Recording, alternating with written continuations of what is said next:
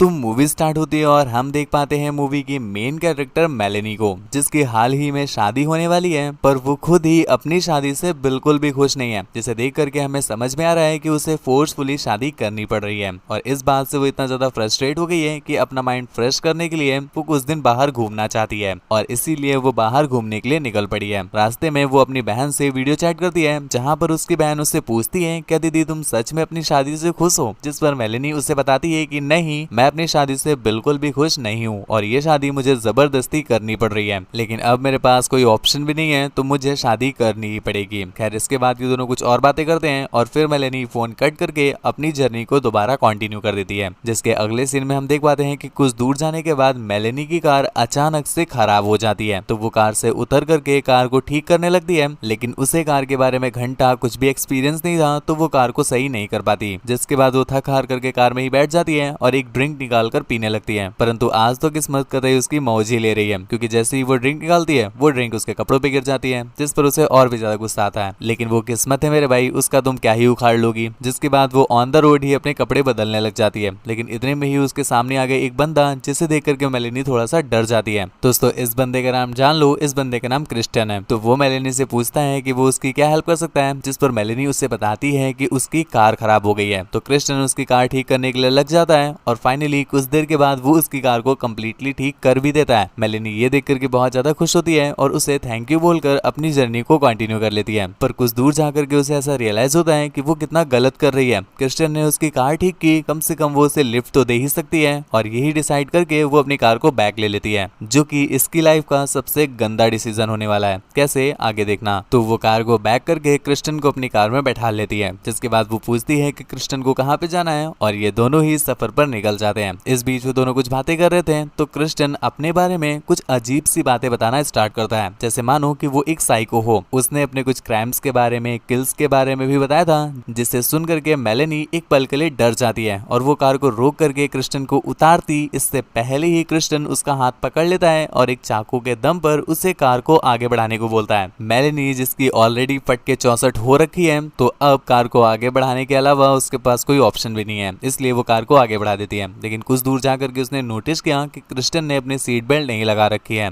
ऐसे में ये एक अच्छा मौका हो सकता है कि वो अपनी कार का एक्सीडेंट करवा दे, जिससे क्रिस्टियन की मौत हो जाएगी और वो बच जाएगी। हालांकि प्लान तो बहुत अच्छा था और वो ऐसा करती भी है, पर जैसे ही वो अपनी कार को क्रैश कराती है, इस वजह से वो भी काफी ज्यादा जख्मी हो जाती है और अनफॉर्चुनेटली उसका पैर उसकी ही कार में कहीं पर फंस जाता है। जब वो बाहर देखती है तो उसने देखा कि क्रिस्टियन मरा पड़ा है, लेकिन वो बेचारी बाहर नहीं निकल पा रही है। यहाँ मेलेनी अपने आप को छुड़ाने की लाखों कोशिश करती है, पर उसका पैर इतनी बुरी तरह से फंस गया था कि वो बाहर निकल ही नहीं पाता। इतने में ही दूसरी तरफ हम क्रिस्टियन को देख पाते हैं, जिसका पैर अब मूव करने लगा है। मतलब दोस्तों, वो अभी तक मरा नहीं है, बस खाली घायल हुआ है। जिसके कुछ देर के बाद वो उठ करके मेलेनी को ऐसे ही छोड़कर वहां से चला जाता है। जिसके कुछ देर के बाद रात भी हो जाती है और मेलेनी काफी ज्यादा भूखी थी। वो अपने पैर को एक बार फिर से निकालने की कोशिश करती है, लेकिन वो नहीं निकलता और यहाँ पर वो अपना फोन ढूंढने की भी काफी कोशिश करती है, उसे उसका फोन भी नहीं मिलता, जिस वजह से वो बेचारी थक हार करके बेहोश होकर वहीं पर सो जाती है। अगली सुबह जब उसे होश आया तो वो देखती है कि उसके सामने क्रिस्टियन खड़ा होता है। वो क्रिस्टियन से हेल्प करने को बोलती है, पर क्रिस्टियन उसका घंटा हेल्प नहीं करता। इवन वो तो उसे जलाने के लिए ही उसके सामने जूस पीने लगता है और उसे खाना दिखाने लगता है। और कुछ देर के बाद क्रिस्टियन वहां से चला जाता है, जहाँ पर एक बार फिर से रात हो गई है और मेलेनी को एक बार फिर से भूख लग रही है, लेकिन वो बेचारी क्या करे, खाने को तो उसके पास कुछ भी नहीं है। इतने में ही उसे ठंड भी लगने लगी, तो वो किसी तरह से आग जला लेती है, लेकिन इतने में ही मुसीबतें कहाँ थमने वाली थी, क्योंकि इसके बाद उसके आसपास कुछ चूहे मंडराने लगते हैं,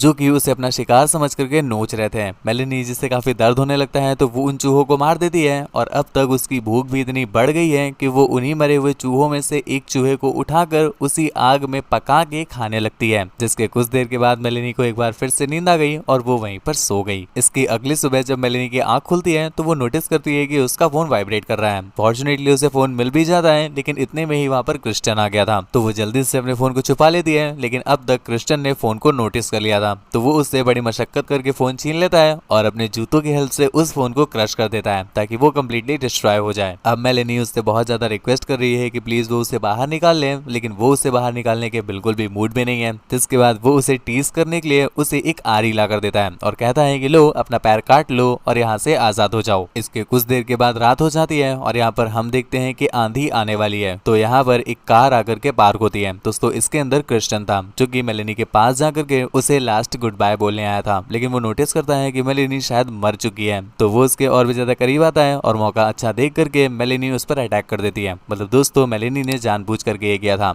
हालांकि उसने कोशिश बहुत अच्छी की थी, लेकिन बेचारी एक बार फिर से विफल हो जाती है। जिसके बाद क्रिस्टन वहां से जाने लगता है, लेकिन इतने में ही वहां पर एक पुलिस कार आ गई, जो कि उससे पूछती है कि तुम यहाँ पर इतनी रात में क्या कर रहे हो, जबकि तूफान इतनी जोरों से है। मेलेनी को भी रियलाइज हो जाता है कि यहाँ पर पुलिस आई है, तो वो जोर जोर से चीख करके हेल्प मांगने लगती है। लेकिन पुलिस ऑफिसर उससे काफी दूर था, तो उसे ये लगता है कि शायद उसे किसी आवाज के आने का सिर्फ भ्रम हुआ है, तो वो इस बात पर ज्यादा ध्यान नहीं देता और क्रिस्टन को जाने देता है और खुद भी वहां से निकल जाता है। जिसके कुछ देर के बाद काफी जोरों से तूफान आ जाता है और बारिश भी होने लगती है और पानी का फ्लो इतना ज्यादा बढ़ गया था कि कार उस पानी में ही फ्लोट करने लगती है। फॉर्चुनेटली वो कार एक पत्थर में टकराने की वजह से मेलेनी का पैर निकल आता है और वो किसी तरह से अपने आप को बचाकर बाहर आ जाती है। हालांकि मेलेनी ने खुद को छुड़ा जरूर लिया है, लेकिन उसकी कंडीशन बहुत ज्यादा खराब हो गई है। वो काफी जख्मी है और ठीक से चल भी नहीं पा रही है, तो यहाँ पर उसे हेल्प की जरूरत है और इतने में ही उसे एक कैबिन दिखाई देता है। तो वो उस कैबिन में जा करके उनसे हेल्प लेने को डिसाइड करती है, पर जैसे ही वो कैबिन के पास पहुंची उसे अंदर क्रिस्टन दिखाई देता है। मतलब दोस्तों ये कैबिन किसी और का नहीं बल्कि क्रिस्टन का था और यहाँ पर वो अपनी ही फैमिली के साथ टॉर्चर करता है। और यहाँ पर हमें वो पुलिस ऑफिसर भी दिख जाता है, जो कि अभी क्रिस्टियन से इन्वेस्टिगेशन कर रहा था। यहाँ पर मेलेनी नोटिस करती है कि क्रिस्टन ने अपनी छोटी सी बच्ची को भी बंदी बनाकर रखा है। दोस्तों इस बंदी का नाम केटी है। तो यहाँ पर मेलेनी किसी तरह से केटी को छुड़ा देती है, पर इतने में ही क्रिस्टन वहां पर आ गया, तो मेलेनी उसे गन पॉइंट पर लेकर के केटी को भगा देती है और इसके बाद वो क्रिस्टन को शूट कर पाती, लेकिन उसका निशाना चूक जाता है, जिस वजह से क्रिस्टन जिंदा बच जाता है और मेलेनी को उसके ही घर में छिपना पड़ता है। यहाँ पर केटी भागते भागते बाहर आ गई थी, लेकिन मेलेनी घर के अंदर ही छिपी हुई थी, जिसे क्रिस्टन ढूंढ भी लेता है और उसे चाकू के दम पर बाहर निकाल लेता है। लेकिन समझदारी दिखाते हुए मेलेनी उसे गुस्से दूर कर लेती है और एक बार फिर से घर में छुप जाती है। क्रिस्टन जो कि एक बार फिर से उसे ढूंढने लगता है और इस बार मेलेनी चालाकी से उसे पीछे से धक्का देकर सेकंड फ्लोर से नीचे गिरा देती है, जिस वजह से वो काफी ज्यादा जख्मी हो जाता है। और यहाँ पर मूवी के एंडिंग में हम देख पाते हैं कि मेलेनी उससे एक आरी देती है और कहती है कि अगर खुद को छुड़ाना है तो लो तुम अपना पैर काट लेना। दोस्तों ये तो बस उसने बदला लेने के लिए गया था। खैर हम देख पाते हैं कि उसे इतना ज्यादा ब्लीडिंग